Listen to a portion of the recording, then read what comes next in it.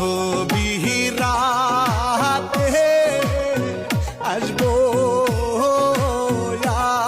আমি ও সখী থাইকো নিশি জায়গায়া ও পরাণ কান্দে তোমার লাইগা ও পরাণ কান্দে তোমার লাইগা।